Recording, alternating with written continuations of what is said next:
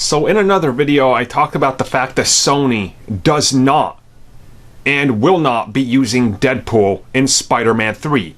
But Sony has their own ideas of what they want in Spider-Man 3, and that's Tom Hardy as Venom.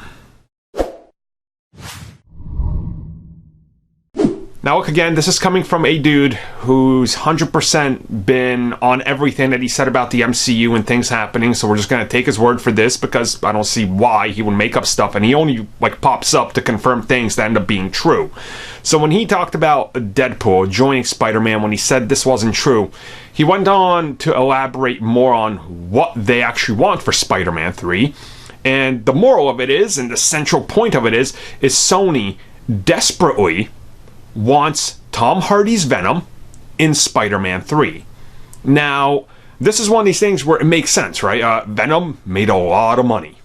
Venom could make a lot more money if he's adjacent, you know, that word Amy Pascal used, or in the MCU.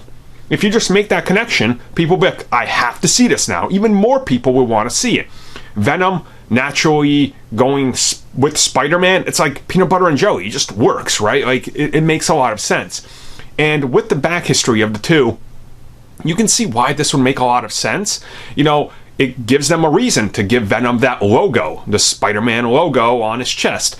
It gives Spidey the ability to have the black suit and make a lot of money off that merchandise, and that's where it's at, right? It also gives you that synergy going into the future, because make no mistake, Spider-Man 3 is happening. It's probably happening in about 2 to 3 years.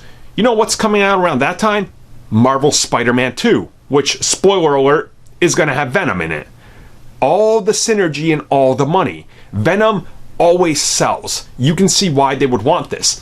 And with that same thing in mind, if you're releasing Venom, let's say 2 or 3, and he's already been established in the MCU alongside Spider-Man or something, you can see exactly why people would look at that and be like, man, there's a lot more to this now. There's a lot more connection.